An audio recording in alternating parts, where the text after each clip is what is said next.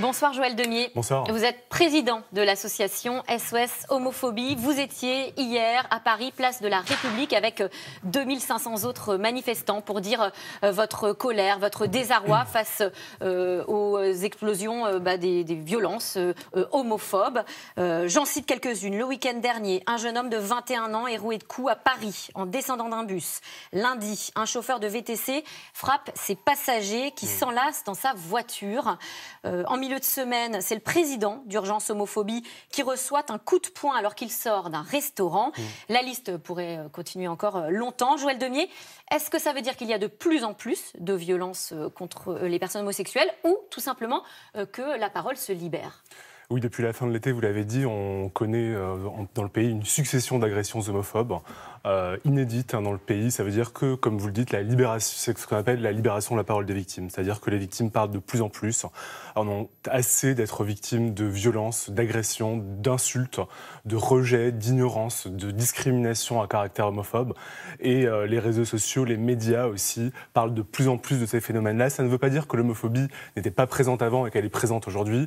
L'homophobie, elle a toujours été présente, elle persiste aujourd'hui, malgré l'évolution des mentalités, malgré l'évolution des droits. Alors vous parlez justement, Joël Demier, des réseaux sociaux. C'est vrai qu'ils jouent un rôle dans l'information, dans la libération de cette parole. On a vu de plus en plus de photos postées de visages tuméfiés après des agressions à caractère homophobe. Voilà, on voit ici Guillaume Mélanie, dont on parlait tout à l'heure, qui sort d'un restaurant et qui se fait donc agresser. On voit aussi Arnaud, un jeune comédien qui se fait agresser en sortant du théâtre et qui dit ceci: je savais qu'un jour je devrais faire ce choix, prendre une photo et la publier ou ne pas la publier. Est-ce qu'il a fait le bon choix ? Oui, il a fait le bon choix parce que nous encourageons toutes les victimes d'homophobie de manière générale à parler, à ne plus avoir honte, à parler, à briser la loi du silence. Pourquoi ? Parce que ça incite les autres victimes à témoigner à leur tour. Aujourd'hui, il y a une dizaine de cas médiatiques, vous en avez cité 2. Il y a aussi des couples de femmes qui se sont fait tabasser à Lille lors de la grande braderie de Lille. Elles se sont fait jeter de la peinture noire et de l'eau de javel dessus parce qu'elles se tenaient la main. À Limoges aussi, donc l'homophobie, elle est présente sur tout le territoire, dans tous les milieux sociaux et également dans les petites villes comme dans les campagnes. Donc oui, c'est salutaire, cette libération de la parole, elle est salutaire. Nous l'encourageons et nous saluons aussi le courage des victimes.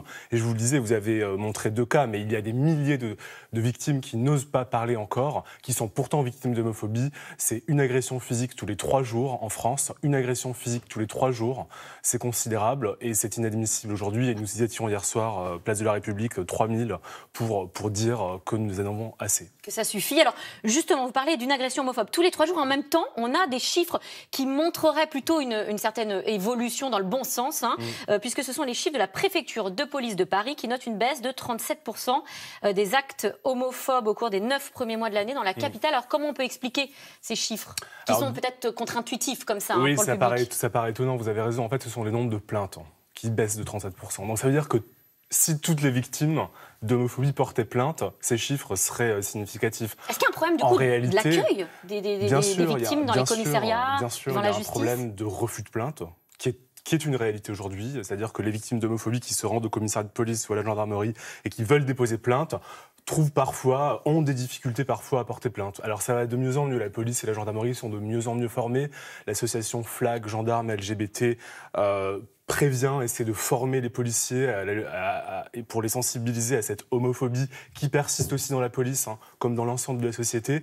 Mais pour autant, on a toujours des refus de plainte.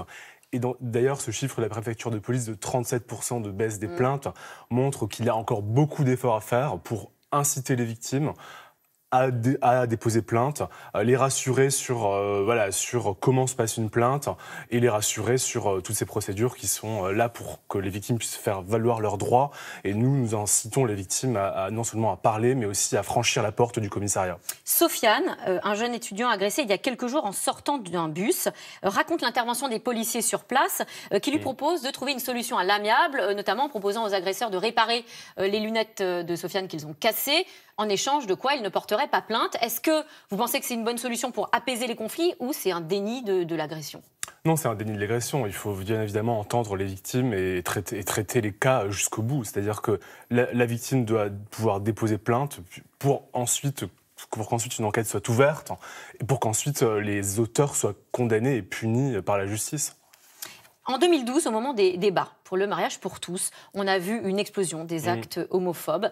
Cette année, le débat sur la PMA pour toutes, la procréation médicalement assistée étendue aux couples de femmes est lancé. Est-ce que vous craignez une vague de haine similaire à ce qu'on a pu connaître en 2012 ? Oui, il y a aujourd'hui un véritable risque de montée de la haine homophobe dans le pays, comme on l'a vécu au moment du mariage pour tous, c'est-à-dire qu'il y a aujourd'hui des opposants, des organisations d'opposition à la PMA, qui diffusent des messages de haine contre les familles homoparentales, contre les personnes homosexuelles aussi, des slogans très stigmatisants et qui légitiment l'homophobie et qui incitent par conséquent les gens à passer à l'acte. Et ce climat d'homophobie dans la parole publique a forcément des répercussions dans le pays. Et donc, par conséquent, ce que nous avons fait à SOS Homophobie, c'est que nous avons sorti un film sur la PMA qui s'appelle Bon Parent et qui est un spot publicitaire qui est censé montrer que être un bon parent, c'est indépendant de l'orientation sexuelle, c'est indépendant du genre des parents. Ça soulève la question de la sensibilisation aussi des jeunes, finalement. Bien sûr, il faut continuer pour lutter contre l'homophobie, à prévenir l'homophobie dès le plus jeune âge, dans les collèges, dans les lycées. SOS Homophobie a sensibilisé près de 26 000 élèves en 2017-2018. Il faut bien sûr aller beaucoup plus loin et il faut que les pouvoirs publics se mobilisent pour prévenir l'homophobie, comme le sexisme d'ailleurs, dès le plus jeune âge, pour déconstruire les idées reçues, les préjugés sur l'homosexualité, sur les homosexuels. Alors justement, jeudi dernier, vous avez été reçu par Marlène Schiappa, la secrétaire d'État en lutte contre, entre autres, les discriminations. Que vous a-t-elle dit ? Est-ce que vous avez été entendu ? Alors on a été reçus, on a été entendus, mais maintenant ce que nous attendons, ce sont des actes concrets. Il y a eu beaucoup de mots, beaucoup de paroles, beaucoup de bonne volonté, elle est indéniable. Mais quels actes concrètement pourraient être mis en œuvre ? Eh bien, c'est très simple. Il faut d'abord une augmentation du budget alloué à la lutte contre l'homophobie. Marlène Schiappa a confirmé ce matin sur France Inter que le budget alloué à la lutte contre l'homophobie était de 500 000 € par an. 500 000 €. Une agression physique d'homosexuels tous les 3 jours, 500 000 € de budget à la lutte contre l'homophobie.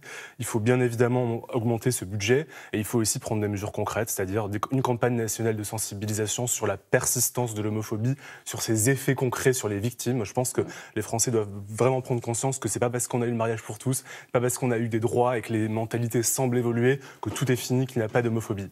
Et le gouvernement a-t-il une responsabilité dans les actes homophobes ? Je vous cite le président d'Urgence Homophobie, Guillaume Mélanie, qui dénonce les responsabilités de l'État. Il nous a envoyé un message ce matin, le voici. Nous sommes des concitoyennes et des concitoyens comme les autres, on paie nos impôts comme les autres, on doit être protégés comme les autres. Vous êtes d'accord avec lui ? Oui, les pouvoirs publics, si vous voulez, étaient des persécuteurs jusque dans les années 80, des persécuteurs des homosexuels. Aujourd'hui, l'homosexualité, elle est dépénalisée. Nous avons le PAX, le mariage pour tous. Depuis peu de temps. Depuis peu de temps, mais le pouvoir public aujourd'hui sont du côté des homosexuels, du côté des LGBT. Pour autant, il faut des mesures concrètes. Et pour l'instant, il n'y a pas de mesures concrètes. Donc oui, il faut des mesures concrètes, mettre fin aux discriminations sur la PMA, donner les mêmes droits aux homosexuels qu'aux hétérosexuels. Il faut aussi lutter contre l'homophobie, et je suis désolé, mais une agression physique tous les 3 jours, c'est inacceptable. Il faut aller beaucoup plus loin. Nous attendons du gouvernement des mesures concrètes. Une dernière question très rapidement sur l'importance des rôles modèles, comme on dit, c'est-à-dire l'exemplarité finalement des personnalités publiques, culturelles, sportives, qui pourraient faire leur coming out, donc révéler leur homosexualité pour montrer l'exemple. Et je pense à la judokate qui, ce matin, révèle son mariage avec une autre judokate, la judokate Amandine Buchard, championne d'Europe. Est-ce que c'est important ? C'est essentiel, c'est fondamental. C'est-à-dire plus vous avez des personnalités publiques, des figures publiques positives, qui donnent une image positive des homosexuels en général, cette image positive, elle contribue à déconstruire toutes les idées reçues qu'on a sur l'homosexualité. Et par conséquent, in fine, ça contribue à faire reculer l'homophobie. Donc oui, c'est essentiel. Et nous saluons d'ailleurs le courage de cette judokate et de sa femme d'avoir parlé publiquement comme ça. Et il faudrait que tout domaine confondu, toutes les personnalités publiques qui le peuvent, y compris au gouvernement, et c'est à mon sens... Vous pensez qu'ils ne le font pas assez ? Je pense qu'ils ne le font pas assez, et que quand on a une responsabilité publique, il faut s'engager, il faut affirmer qui l'on est, parce qu'on a une responsabilité publique devant la société, et quand il y a de l'homophobie qui persiste dans le pays, il faut s'engager et affirmer que oui, on est homosexuel, on a une vie banale, aussi banale que les autres, et que par conséquent, ça ne devrait plus être un sujet. Merci Joël Demier. Merci à vous. Président d'SOS Homophobie. Tout de suite, c'est dans l'air avec Caroline Roux, une émission consacrée aux défis de la sécurité en France. Violence dans les établissements scolaires, phénomène de bandes dans la rue. Le gouvernement a-t-il une politique efficace? Caroline Roux et ses invités répondent à toutes vos questions. C'est dans l'air, c'est dans quelques instants.